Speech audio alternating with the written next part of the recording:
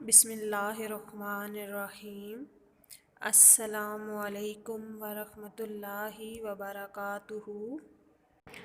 عزیز طلباء و طالبات، آج کا ہمارا لیکچر جماعت ناہم کی اسلامیات کی کتاب کے پہلے حصے سورہ انفال کے دوسرے رکوع سے متعلق ہے۔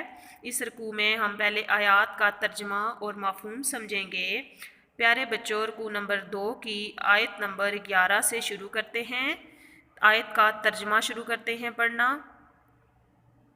اس جب یغشیکم النعاسا طاری کر دی اس نے نیند، اونگ، اماناتن تسکین کے لیے، منہ اس سے، وینزل اور برسایا، علیکم تم پر، من السماء آسمان سے، ماءن پانی، لیطہراکم تاکہ پاک کر دے تمہیں، بہی اس سے، ویذھبا اور دور کر دے، عنکم تم سے، رجل شیطانی شیطانی نجاست، ولیربطا اور مضبوط کر دے، اللہ پر، قلوبکم تمہارے دل، ویثبتا اور مضبوط جمائے رکھے، بہل اقدام اس سے تمہارے قدم۔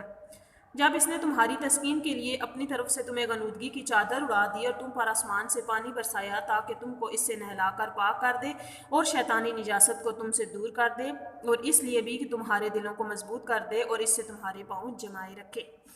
پیارے بچوں، ہم نے پہلے پڑھا رکوع نمبر 1 میں کہ اللہ تعالیٰ نے 1000 فرشتوں کے ذریعے مسلمانوں کی مدد کی۔ یہاں پہ اللہ تعالیٰ اپنے ان انعامات و احسانات کا ذکر فرما رہے ہیں جو اللہ تعالیٰ نے غزوہ بدر میں مسلمانوں پر کیے۔ دوسرا انعام، پہلا انعام تو اللہ تعالیٰ نے 1000 فرشتوں کی مدد کے ذریعے کیا، اور دوسرا انعام جو اللہ پاک نے فرمایا، مسلمانوں کی تسکین کے لیے ان پر نیند کی چادر اڑا دی، یعنی مسلمانوں کو سکون کی نیند سلا دیا تاکہ وہ صبح جب اٹھیں تو تر و تازہ ہوں اور کفار کا مقابلہ کر سکیں۔ تیسرا انعام اللہ تعالیٰ نے فرمایا کہ اللہ تعالیٰ نے مسلمانوں پر آسمان سے پانی برسایا۔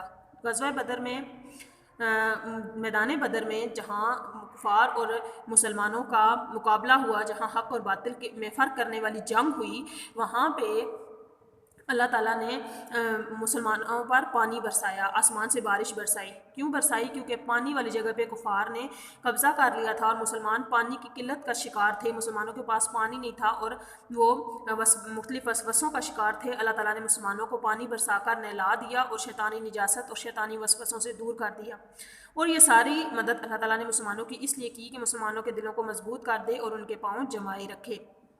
اس جب یوہی وہی بھیجی ربو کا تمہارے رب نے، للملائکاتی فرشتوں سے، انی کہ میں معکم تمہارے ساتھ ہوں، فثبتوا الذین ثابت قدم رہیں وہ لوگ جو آمنوا ایمان لائے۔ جب تمہارا پروردگار فرشتوں کو ارشاد فرماتا تھا کہ میں تمہارے ساتھ ہوں، مومنوں کو تسلی دو کہ ثابت قدم رہیں۔ سول کی میں ابھی بھی ڈالے دیتا ہوں، فی قلوب الذین ان لوگوں کے دلوں میں، کفروا جنہوں نے کفر کیا، روبا روب، فاضربوا پس مارو، فوق الاعناق گردنوں پر، واضربوا اور مارو، منہم اس سے، کل بنان ہر پور پور۔ میں ابھی بھی کافروں کے دلوں میں روب و ہیبت ڈالے دیتا ہوں تو ان کے سر مار کر اڑا دو اور ان کا پور پور مار کر توڑ دو۔ اللہ تعالیٰ غزوہ بدر میں فرشتوں سے ارشاد فرماتا تھا کہ مومنوں کو جا کر تسلی دو کہ میں تمہارے ساتھ ہوں، یعنی میری مدد تمہارے ساتھ ہے، تم ثابت قدم رہو۔ میں کافروں کے دلوں میں مسلمانوں کا رعب ڈال دیتا ہوں۔ مسلمانوں کو حکم دیا کہ تم ان کے سر مار کر اڑا دو، یعنی ان کو قتل کر دو، اور ان کے جسم کا ایک ایک جوڑ الگ کر دو، یعنی ان کا پور پور جوڑ جوڑ، ان کا ایک ایک جوڑ مار کر توڑ دو۔ ذالکا یہ بِأَنَّهُمْ اس لیے کہ وہ شاق اللہ مخالفت کی اللہ کی، ورسولہ اور اس کے رسول کی، ومن یشاقق اللہ اور جو مخالفت کرتا ہے اللہ کی، ورسولہ اور اس کے رسول کی، فإن اللہ تو بے شک اللہ شدید العقاب سخت عذاب دینے والا ہے۔ یہ سزا اس لیے دی گئی کہ انہوں نے اللہ اور اس کے رسول صلی اللہ علیہ وآلہ وسلم کی مخالفت کی، اور جو شخص خدا اور اس کے رسول صلی اللہ علیہ وآلہ وسلم کی مخالفت کرتا ہے تو خدا بھی سخت عذاب دینے والا ہے۔ یعنی اللہ تعالیٰ نے مسلمانوں کو حکم دیا کہ کافروں کا سر مار کر اڑا دو۔ پچھلی آیت میں ہم نے پڑھا کہ سر مار کر اڑا دو، یعنی انہیں قتل کر دو اور ان کا جوڑ جوڑ الگ کر دو۔ یہ سزا انہیں اس لیے دی گئی کہ انہوں نے اللہ اور اس کے رسول کی مخالفت کی، اور جو اللہ اور اس کے رسول کی مخالفت کرتا ہے، دین اسلام کی مخالفت کرتا ہے، تو اللہ بھی اس کی پرواہ نہیں کرتا، اللہ بھی سخت عذاب دینے والا ہے۔ ذالکم یہ تم، فذوقوہ پس چکھو، وَأَنَّ اور یہ کہ للکافرین کافروں کے لیے، عذاب النار دوزخ کا عذاب ہے۔ یہ مزہ تو یہاں چکھو اور جانے رہو کہ کافروں کے لیے آخرت میں دوزخ کا عذاب بھی تیار ہے۔ یعنی صرف یہ نہیں کہ اللہ تعالیٰ نے ان کو دنیا میں سزا دے دی، وہ مسلمانوں کے ہاتھوں مارے گئے، بری طرح قتل کر دیے گئے، بلکہ جب وہ آگے جائیں گے تو آخرت میں بھی ان کے لیے عذاب آتش یعنی دوزخ کا عذاب تیار ہے۔ یا الذین آمنو، اے ایمان والو، اذا جب لقیتم الذین تمہارا مقابلہ ہو ان لوگوں سے، کفروا جنہوں نے کفر کیا، زافن لشکر کشی کی صورت میں، فلا تولوہم الادبار تو ان سے پیٹھ نہ پھیرنا۔ یہاں پہ مسلمانوں کو حکم دیا گیا کہ اے اہل ایمان، جب میدان جنگ میں کفار سے تمہارا مقابلہ ہو تو ان سے پیٹھ نہ پھیرنا، یعنی جو کوئی میدان جنگ سے پیٹھ پھرے گا وہ خدا کے غضب میں گرفتار ہوگا۔ یہاں پہ اللہ تعالیٰ نے پہلے حکم دیا کہ تم پیٹھ نہ پھیرنا، پھر آگے صورتیں دو بتا دی کہ ان صورتوں کے سوا پیٹھ نہ پھیرنا۔ وہ ہم پڑھ لیتے ہیں آیت نمبر 16 میں، وَمَن يُوَلِّهِمْ، اور جو پھیرے گا، یومئذ اس روز، دُبُرَہُ اپنی پیٹھ، الا سوائے، متحرفاً لقتال جنگی چال کے طور پر، وہ متحیزاً الی فئات یا اپنی فوج سے جا ملنے کے لیے، فقد تو پس تحقیق گرفتار ہو گیا، بے غضب غضب میں، من اللہ اللہ کے، ومأوہ اور اس کا ٹھکانہ جہنم جہنم ہے، وبئس المصیر اور بہت بری جگہ۔ یہاں پہ اللہ پاک نے دو صورتیں بتائیں مسلمانوں کو میدان جنگ سے پیٹھ پھیرنے کی۔ وہ کیا بتائیں دیکھ لیتے ہیں۔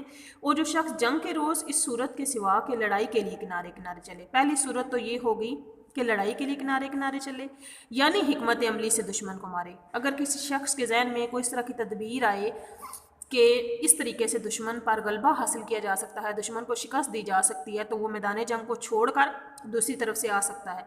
پیٹھ پھیرنے کا مطلب یہ ہے کہ پیٹھ دکھانا، کمر دکھا کے میدان جنگ سے بھاگ جانا۔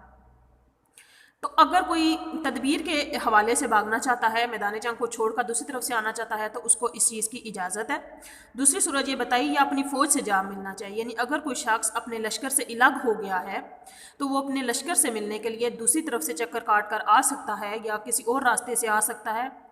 ان دو صورتوں کے سوا جو پیٹھ پھیرے گا وہ خدا کے غضب میں گرفتار ہو گیا، اس کا ٹھکانہ دوزخ ہے اور وہ بہت بری جگہ ہے۔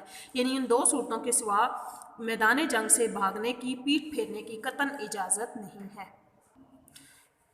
آیت نمبر 17، فلم پس نہیں، تقتلوہم انہیں قتل کیا تم نے، ولیکن اللہ بلکہ اللہ نے، قتلہم انہیں قتل کیا، وما اور نہیں، رمیتا تم نے پھینکی، اس جب رمیتا تم نے پھینکی، ولیکن اللہ لیکن اللہ نے، رما پھینکی۔ تم لوگوں نے ان کفار کو قتل نہیں کیا بلکہ خدا نے انہیں قتل کیا، اور اے محمد جس وقت تم نے کنکریاں پھینکی تھی وہ تم نے نہیں پھینکی تھی بلکہ اللہ نے پھینکی تھی۔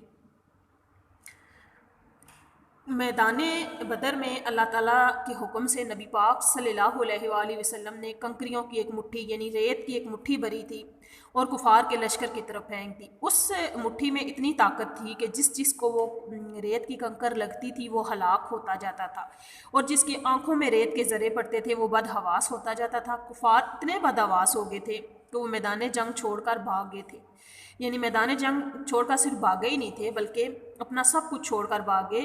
انہوں نے اپنے جو سردار تھے، جو ان کے سردار مارے گئے تھے، ان کی لاشیں اٹھانا بھی بھول گئے تھے، لاشیں میدان جنگ میں چھوڑ کر بھاگ گئے۔ اس طریقے سے اللہ تعالیٰ نے قتل کیا ان کو۔ دوسرا، اللہ تعالیٰ نے فرشتوں کے لشکر بھیجے تھے، جو 1000 کا لشکر آیا تھا فرشتوں کا، انہوں نے مسلمانوں کی مدد فرمائی تھی اور کفار کو قتل کیا تھا۔ اور جو نبی پاک صلی اللہ علیہ وسلم نے کنکریوں کی مٹھی پھینکی تھی اس میں بھی قوت و قدرت اللہ تعالیٰ کی تھی۔ پھینکی نبی پاک صلی اللہ علیہ وسلم نے تھی لیکن اللہ تعالیٰ نے اس میں طاقت رکھی تھی، قدرت رکھی تھی۔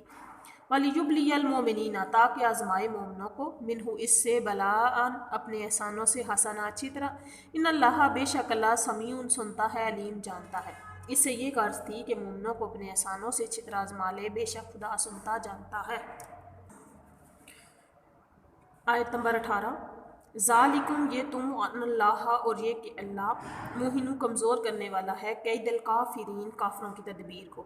بات تو یہ ہے کہ اللہ کافروں کی تدبیر کو، کچھ شک نہیں کہ خدا کافروں کی تدبیر کو کمزور کرنے والا ہے، یعنی جو کفار مسلمانوں کے خلاف اور نبی پاک صلی اللہ علیہ وآلہ وسلم کے خلاف تدابیر کرتے تھے، اللہ تعالیٰ ان تدبیروں کو کمزور کرنے والا ہے، ان کو سست کرنے والا ہے۔ آیت نمبر 19، ان اگر تستفتحو تم فتح چاہتے ہو، فقط تو پس تحقیق، جاءکم الفتح آ چکی تمہارے پاس فتح، وَإِنْ اور اگر تنتہو تم باز آ جاؤ، فہوا تو ہوگا، خیر بہتر، لکم تمہارے لیے، وَإِنْ اور اگر تعودو پھر کرو گے، نعود ہم پھر کریں گے، وَلَن تغنیا اور ہرگز کام نہ آئے گی، عنکم تمہارے، فیاتکم تمہاری جماعت، شیئن کچھ، ولو کثرت خواہ کثیر ہو، وَأَنَّ اللَّهَ اور یہ کہ اللہ، مع المؤمنین مومنوں کے ساتھ ہے۔ اگر تم فتح چاہتے ہو یا فیصلہ چاہتے ہو تو پہنچ چکا تمہارے پاس فیصلہ، دیکھو اگر تم اپنے برے افعال سے باز آ جاؤ تو تمہارے حق میں بہتر ہے، اور اگر پھر نافرمانی کرو گے تو ہم بھی پھر تمہیں عذاب کریں گے، اور تمہاری جماعت خواہ کتنی ہی کثیر ہو تمہارے کچھ کام نہ آئے گی، اور خدا تو مومنوں کے ساتھ ہے۔ یعنی جو کافر تھے وہ اللہ تعالیٰ سے دعا مانگتے تھے کہ اللہ تعالیٰ فتح نصیب فرمائے، تو اللہ تعالیٰ نے مسلمانوں کو کفار پر فتح نصیب فرما دی، اور پھر کفار کو تنبیہ فرمائی کہ دیکھو تم تو فیصلہ چاہتے تھے، تم تو چاہتے تھے کہ فیصلہ ہو جائے، فتح ہمیں حاصل ہو جائے، تو دیکھو فتح تو حق کو ہوئی، اور ہمیشہ فتح حق کو حاصل ہوگی، اور تم باطل پہ تھے، مسلمان حق پہ تھے، تم کثیر تعداد میں تھے، مسلمان قلیل تعداد میں تھے، یعنی مسلمانوں کی تعداد بھی کم تھی اور مسلمانوں کے پاس اسلحہ بھی نہیں تھا اور سامان جنگ بھی نہیں تھا۔ اللہ تعالیٰ نے پھر بھی ان کو فتح نصیب فرمائی، کیونکہ غیبی مدد فرمائی، فرشتوں کے ذریعے مدد فرما کے مسلمانوں کو فتح نصیب فرمائی۔ یہاں پہ کفار سے فرمایا کہ اگر تمہاری جماعت ہوا کتنی ہی کثیر ہو، یعنی بے شک تمہارا لشکر 1000 کا تھا لیکن تمہارے کسی کام نہیں آیا، اور مسلمانوں کی قلیل تعداد 313 تھی، اور مسلمانوں کو اللہ تعالیٰ نے جیت نصیب فرمائی، اس لیے کہ اللہ تعالیٰ مومنوں کے ساتھ ہے، اللہ تعالیٰ حق کے ساتھ ہے۔ پیارے بچوں، میں امید کرتی ہوں کہ آپ کو رکوع نمبر 2 کے آیات اور اس کا مفہوم اچھی طریقے سے سمجھ آ گیا ہوگا۔ انشاءاللہ تعالیٰ اگلے لیکچر میں ہم اس رکوع کی مشق یعنی کہ الفاظ مانی اور سوالات کے جوابات پڑھیں گے۔